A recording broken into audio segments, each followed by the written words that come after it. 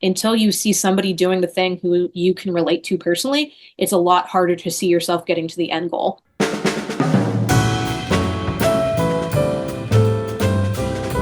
That's today's guest, educator and researcher Jerianne Larson, hammering home the importance of representation. Welcome to Music Ed Insights. I'm leadership trainer and former band director Alan Fire, here with composer and co-college music education program head Steve Shanley. Each episode, Alan and I talk with national thought leaders in music education with practical insights for K-12 music educators. Steve, tell us about our guest. Jerianne Larson is pursuing a Doctor of Musical Arts degree in wind conducting at the University of North Texas, where she currently serves as graduate teaching fellow for the Wind Studies program and conducts the concert band. Ms. Larson began her teaching career in the California Area School District of Pennsylvania, where she instructed high school and middle school instrumental ensembles. She served as region and state coordinator for the Pennsylvania Music Educators Association and was most recently invited to present at the Midwest Band and Orchestra Clinic. Find Jerianne's full bio, show notes, and resources at musicedinsights.com. Alan, what was the takeaway you had from this episode? I appreciate the reminders about specific ways that representation matters. What about you, Steve? Many times, researchers like to get into the weeds with their findings, often, I think, at the expense of giving us clear suggestions for a path forward. You'll find, especially near the end of our interview, that Jerianne has a plethora of practical suggestions for us. Yeah, like the simple way of taking gender out of dress codes. It's easily done, and she tells us how. Speaking of telling us how it's done, we had an awesome chat with guru Peter Boonshaft the other day. You'll see that episode in your feed in a few weeks, but right now, our insiders have early access to the full unedited conversation. If you want the benefits of being a Music Ed Insights insider, head to our website to learn more. But for now, let's listen to this episode with Jerianne Larson. Jerianne Larson, welcome to the program. Thank you for having me. Well, over the years, I have very much enjoyed hearing all of the witty responses women have had to questions like, so how does it feel to be a woman directing films, or to be a woman in comedy, or a woman playing jazz? But I think my new favorite might be the quote I recently learned from reading your work by Nadia Boulanger, which was, well, I've been a woman for a little over 50 years and have gotten over my initial astonishment. Not surprising that she would have the most clever answer to that one from anyone. And you know, she said that a while ago. I would hope we've made at least some progress, right? Oh, absolutely. So this progress that has been made since Nadia's time, and there's been plenty. And you see this progression over the years that there has been women conductors, and they have been around and they've been doing the things, but it hasn't been until the last couple decades that they've started to become more of the center of attention. If you go back far enough in music history, even when you're talking about instruments in general and who was playing, and you're talking about minstrel music, you always have women being involved in the thing, but they were just excluded from history. And it's not because they weren't doing the thing well, it was just how history was.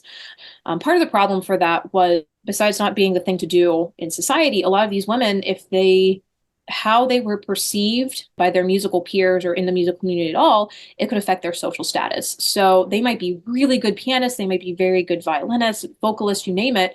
But if they were too good, then they were oftentimes shunned from specific social circles. And that was obviously what they had to do back then. As you progress throughout history, obviously you see massive strides being made, but you still have this outdated perception of the woman's role in music. Your example, you mentioned many hundreds of years ago, we had women who could play the violin or play the piano, but either, history was not recording it, or the women themselves downplayed those abilities because they didn't want to affect their social status. And that reminds me of, this couldn't have been more than 15 years ago when I was still teaching high school and I had a choir and I had auditions for the solo, and the best student who I wanted to audition, she didn't audition. And afterwards, I said, hey, I'd really like it if you would audition for this solo. I think you would have a good audition and a good chance at it. And she said, I don't want to do that because if I get it, all the other girls will hate me. Or so it was still very much like, I have this ability, I can do this, but it's going to affect things for me socially. And so I'm just not going to do it. So clearly, we still have some work to do. And before we go any further, your research, and you're doing capital R research research on this stuff, is empowering the next generation of female band directors. Is this applicable for the music teacher in, say, orchestra or choir as well, or is this very, very specific to band? I think this is applicable for anybody who teaches music, even at the elementary level. Oh, great. Just because we see so many students at that age level who are the quote unquote stereotypical band or choir or theater kid, that we sometimes forget that there's a whole bunch of students who also would be phenomenal doing the thing. Just might not be comfortable doing the thing at first. So you have to be there to be like their cheerleader and encouraging them and telling them, no, you can do it.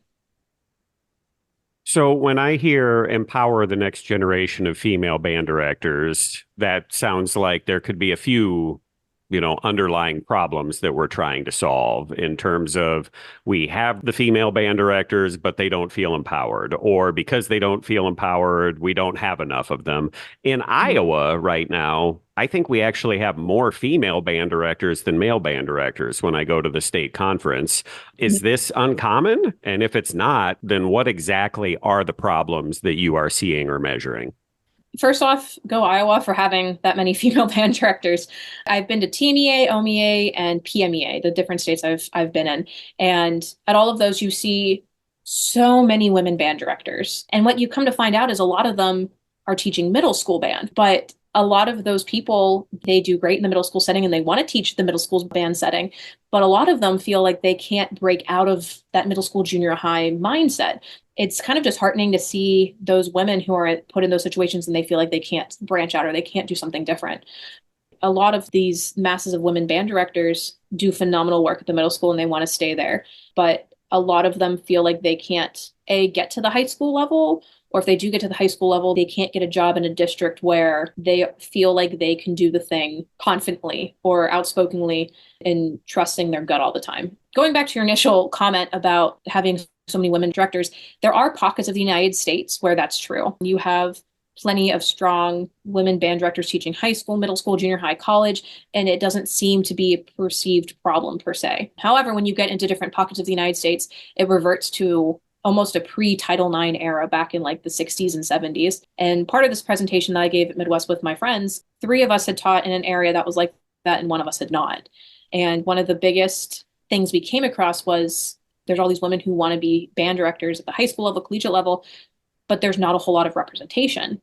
And it's been growing, like, don't get me wrong, but a lot of high school students and college students still don't see themselves represented in those people. So all these students who are in undergrad, they don't see how to get from where they are to where these other people are. And they really want to, but sometimes they just don't know how.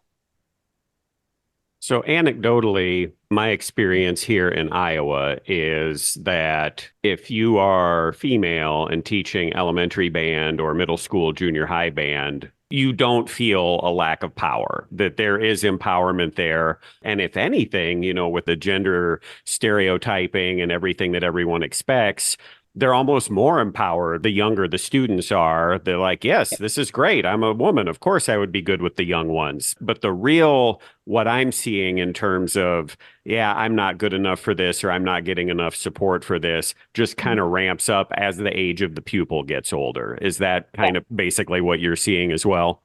It is. And there's been positive trends. Like if you read a dissertation from 15 years ago on the subject material versus asking students now, you're going to see a big difference for where people feel like they're not getting support.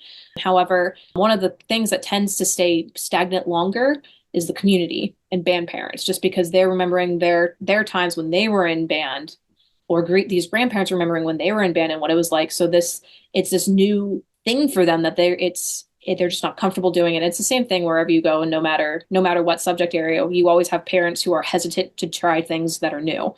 So at both of the districts I taught at before getting my doctorate, I was the first female band director, and both times I would have band parents who they were just kind of shocked. They're like, oh, we've never had a female band director. This can't be right. And I was like, you're fine, sit down. And then I would normally end up getting a whole bunch of students to states, and they're like, oh, you know what you're doing? I was like, thank you. I'm glad you recognize this. It's interesting. I hadn't really considered that. I would have immediately jumped to, well, high school band directing is a good old boys club and I feel excluded. And I'm sure there's elements of that as well. But what the parents and the students have grown to expect over the years, just what a large role that would play. Oh, sure. And the good old boys club is still alive and well, but it's not the same overbearing factor that had been present for so long. I love how your research is going directly to some of the younger voices, the students themselves. And in my opinion, this is crucial because they're the population that's going to generate our future band directors. It's interesting, of course, to know what you currently think, but what do the young Jerry-Anns, what are they saying? What are you hearing from them? And how does that affect how current K-12 music teachers should be teaching and what we should be doing or changing about what we do? So part of all this research was polling current college students who are in music ed. So we asked, did you have a female band director in high school? Only 30% of these 54 people said yes. Also, fortunately, out of that, the overwhelming majority of all these students we polled said that their band directors, no matter what gender, was a mentor, which means that somehow across the profession, we're doing something right. These students also said that their band directors had had an impact on their choice to go into music. What was really interesting, though, was we asked, would their college major choice be different if their director hadn't been viewed as a mentor? And they had answered yes. And out of that, 50% believe that their views on instrumental music education would have been different if their director had been of the opposite gender. Some of the comments we got were, I might feel more confident about my decision to go into music now if I had a female high school band director. I feel as though music would not have been presented to me as a viable career for my level of experience had I not had a female band director. So those are two different dichotomies. You have one person who's like, I might feel really a lot more confident about what I'm doing now if my high school band director had been female. And the other one was, well, my high school band director was a female and she told me that I could do the thing and I'm doing the thing. One of the other quotes that was really interesting was a student said, I think having a woman band director whose life experience would potentially be more similar to mine would have shown me that I could be myself and be great at this, and that changing myself to try and act like my male band directors wasn't the path to success I thought it was. Oh, wow. Oh, these 20-something-year-olds, they were real insightful. And I was like, yes, this is what we were wanting. Yeah. But this just goes to show you that like these students they're doing the thing well, but they're just maybe not seeing somebody who's exactly like them in that role. And you can talk about this for any conductor, composer in any minority group. Until you see somebody doing the thing who you can relate to personally, it's a lot harder to see yourself getting to the end goal. But things that the educators can do to help these students feel like they can be empowered and show representation, they're very basic things. A lot of people already do them, but we recognized a couple challenges when we were doing all this research. So representation, familial expectations, demographics, politics, confidence, and stereotypes. So different things impact all of those, including college-bound expectations or gender demographics. If where you are originally from, where you grew up, are you expected to go to college or are you expected to go to the workforce? Does that differ depending on your gender or social, economical factors and all of that kind of comes into play? Another one was demographics and gender bias impacts. So maybe you really want to go to a place that has a very strong music program and you know it, your band director knows it, but then maybe your parents have no idea about any of this and they're like, well, you can't do that, that's too far away, we don't want to see our little girl leave home, all those different things. Community and career choices. So are these young women who are going to college to be music educators, are they planning on going in with the hope that they will be a high school band director, or are they like open to different ideas?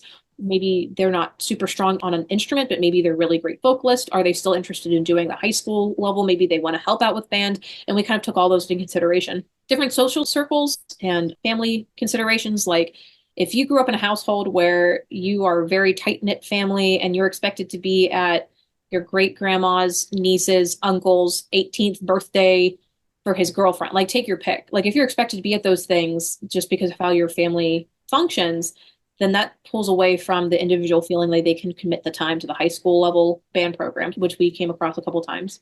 And also social circles. The friends you're with in high school and college, do they impact how you think about this? Are you hanging out with a bunch of open-minded individuals who are willing to take on the world and change lives? Or are you hanging out with a bunch of people who are happy staying in the social norm that has already been presented to them? And both are totally okay options. It just depends on who you're hanging out with and are they impacting your choices on what you want to do. And the biggest thing that we came across was, are women in the room where it happens? Are women being included in these decisions about what kind of literature is going to be played? So, for example, if you are a female assistant band director and your head director, and you share a concert together, is your head director including you in the concert selection, or are they just kind of doing it and being like, well, here's the piece you're conducting? Are they treating you like an equal colleague, or are they treating you like a student teacher? And we came across some concerns from undergrad students who are going to be going into these jobs soon. And they were like, will this happen? Is this going to be an issue? And just kind of seeing how these undergrads are interpreting everything. Also, out of this poll, when we polled students, we were like, what do you consider to be a good mentor? Like, what characteristics do you find to be a good mentor and a good mentor?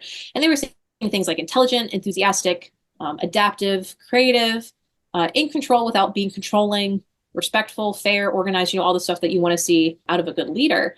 And amongst my colleagues and I, we found out that none of us had actually really had any female role models growing up in the music world. Like, yes, we totally had female role models, but maybe not so much in the music world, specifically in the band world. I'm guessing Alan is probably thinking the same thing I am right now, which is it possible for a male to serve as a mentor and empower women in the field? And of course, I hope the answer is yes. But how do we do this without coming across as patronizing? Like, I'm in this position of power and I'm going to do the right thing and share all of my great wisdom with this otherwise helpless woman. I mean, it feels like kind of a fine line when there's a clear power dynamic. So what advice do you have for men in particular who don't want to screw this up?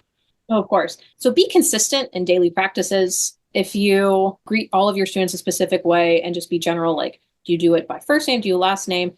Like, don't call them sweetheart or like, yo, bro, what's up? Like, that's, if you have that type of relationship with your students, then you do you. But like, it just in general, like, treat them all the same. Talk with coaches of different sports teams. Because a lot of times, especially on co-ed sports like track and field, these coaches are working with both young men and young women.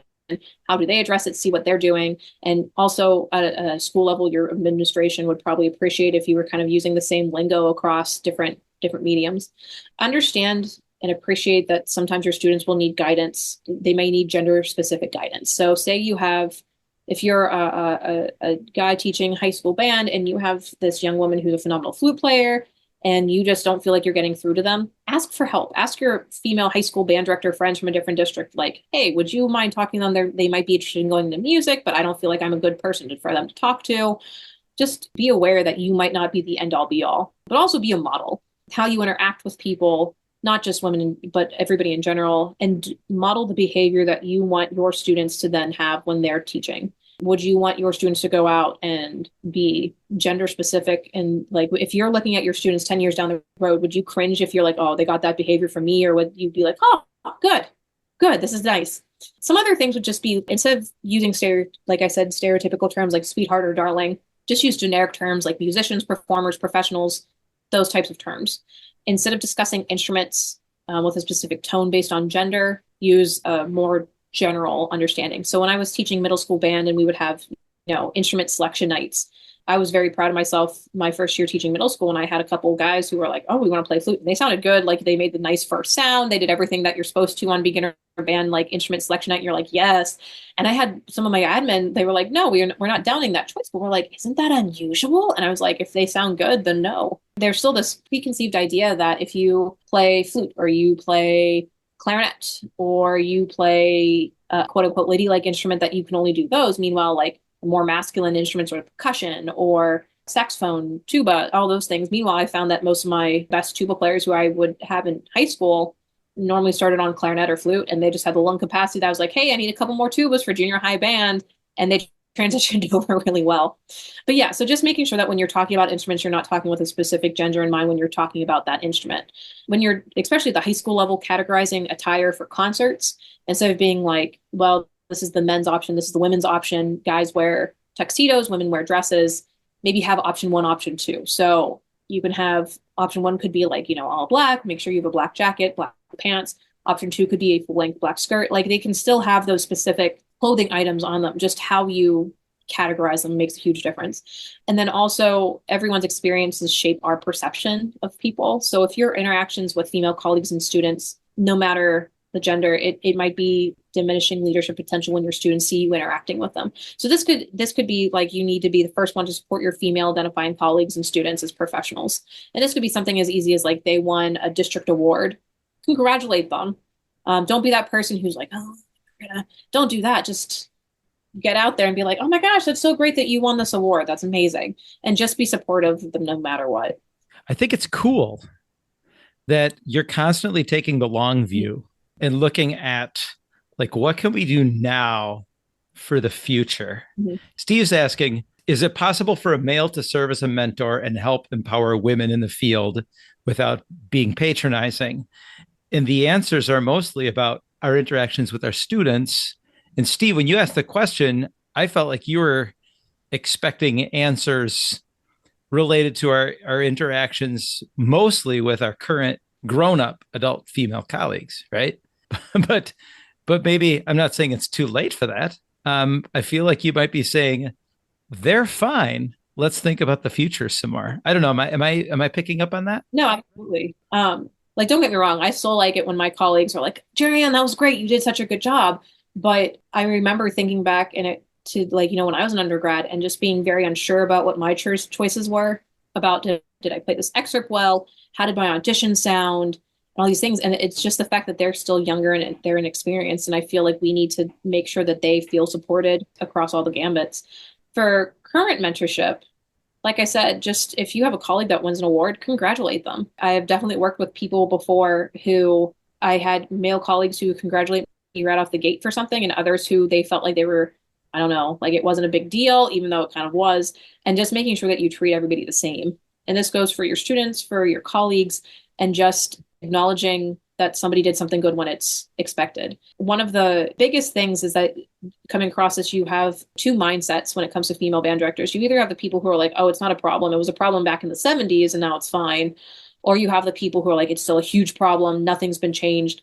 And it's harder to find people in the middle. Meanwhile, my take on it is like, have we made leaps and bounds since the 70s? Absolutely. But is there still more work to do? Yeah. I want to make sure that all my students, especially now as I'm transitioning into teaching at the college level, I want to make sure that when they get out there and they do the thing, they're being known for doing the thing well, not because they're a woman doing the thing. And I run into students and they were very harsh about everything. They were like, how do I do this? I don't get it. This guy is and I was like, okay, but take a look at what you're doing. Are you doing the best you can do? And I feel that sometimes, especially college students, tend to lose sight of that. They're like, oh, well, I got the degree. I'm now certified. I'm able to do the thing. And in reality, we all know, yes, they can do the thing, but they have to still learn the nuances of it and everything. And I feel that if you are giving them the tools that they need to be successful and self-advocate for themselves, or be like, or teach them the things when they're younger and be like, you can do this. If you do X, Y, and Z, just make sure that you are making a good product and you're always having your students in mind. So it's this domino effect that if I have my students in mind, I want them to have their students in mind, who will then want their students to be in mind. And as long as you keep showing that you are a good role model and you are instilling these basic things to show quality, maybe not now, maybe not in 10 years, but hopefully in like maybe 30 years, this won't be a topic anymore. Hopefully this will just be something that somebody covers in a dissertation and that's it. And real quick, before we're off this topic, I just want to mention a couple courses that can help your listeners. So there's a Facebook group called Women Rising to the Podium. They have different scholarships available. They have different conducting opportunities, but it's just a nice community for women to get in a social media stance to get together and be like, hey, is anybody else experiencing this? Or, hey, I need help with this. I need help with this. And it's a very judgment-free zone. So I'd totally check that out. There's another group called Girls Who Conduct. They're also an online group, but who also do stuff in person. And it's another group who it's just like another resource or an outlet for women conductors to kind of chat and see what's going on and talk about different things. There's Women Band Directors International. It's really cool because it's a professional group, but there's also college groups associated with it as well. And their tagline is, by uniting and working together, we are able to help each other in many ways, socially and professionally. And this group, it's the same idea. They have scholarships. It's about mentorship for college students and then new teachers. Because a lot of times when new teachers go out in the field, they feel like they need to know everything. And then they realize they don't, and they're afraid to ask questions. So this provides specifically women band directors with a safe space that they can ask these questions that they might feel are not relevant, but they are, and it hooks them up with mentorship. For high school students, there's the Athena Music and Leadership Camp, which is primarily it's a summer camp, but students go and they learn leadership tactics. They work with some really amazing women in the music field, and they work on, like I said, leadership, music leadership, how to handle your section, how to handle maybe drum major auditions, how to lead your section well. And they kind of go through all of those things. And then also there's Key of She, which is a jazz group, well, a jazz initiative. And it just takes all these really phenomenal jazz musicians who are all female and is like, we're going to make groups. Let's go play. Thank you so much for joining us today, Jerianne Larson. Can you stick around for a lightning round with some lighter topics? Yeah, Steve, bring it. All right. I see that you are from Pennsylvania, but you are currently Mhm. living in the Dallas-Fort Worth area. Please pick your favorite restaurant from one of those, or if you must, both. I'm originally from Pittsburgh, and there's this phenomenal Italian place called the Nunzio's. When I'm talking about like great gnocchi, you need to go there. Like homemade sauce, it's everything. And then in the DFW area, I'm a vegetarian, and up north, like you can find sushi, but it's kind of like iffy sushi. Like, is it actually like a great place or not? Uchi, which is in Dallas. Oh, it's great, and they have so many vegetarian options. How about a piece of music, composer, or performer that you wish more people knew about? Primarily, she's done orchestral stuff, but some of her works are starting to be transcribed for band. Gabriela Ortiz, who is a Mexican composer, she's done wonderful, wonderful orchestral work. How about a favorite film or TV series you've enjoyed recently? So actually, on the way to do this whole presentation in Midwest, I watched the Barbie movie because it's a 3 hour flight and that happens to fit in really well. And I hadn't watched it yet. And then I was watching it, and America Ferrera's monologue that she does about like it's just so hard to be a woman. Originally, that wasn't in our presentation at all, and I heard it, and I was like, "Oh no, this is making it. This is great. It's going to be edited, but that's making it." And so the Barbie movie I thought was really witty. Yes, I remember that monologue. I had my daughter on one side of me in the theater and my wife on the other, and I was crying harder than either of them during that. Yeah, that was, Yeah, I believe that. Beautiful. How about the most memorable live music performance you've attended? Back in 2012 at the Midwest Band and Orchestra Clinic, the Air Force Band, I think it was the Air Force Band, they played Star Wars. And it was at the very end. It wasn't on their listed program, but it was just like a couple days, couple weeks after Lucasfilm had announced they were coming out with the last trilogy and The Force Awakens. And so this was like a like, they're closing the concert, we're all great, and then they start playing Star Wars and people lose their minds. And I'm a huge Star Wars fan. That was the first movie I saw in theaters when I was like 2 or 3, and they did the remakes with like actual CGI. And I was nerding out hardcore. That was my favorite band memory. But then my favorite, not specifically classical idea, was Hella Megator with Fall Out Boy, Weezer, and Green Day. They were supposed to play in Pittsburgh pre-COVID, and then it got canceled due to COVID. So when it finally came back around, like it was, oh my gosh, my friends and I were so excited. And finally, a book recommendation for our listeners, please. So it's actually in the 1970s and by Susan Cooper, but it's called The Dark is Rising.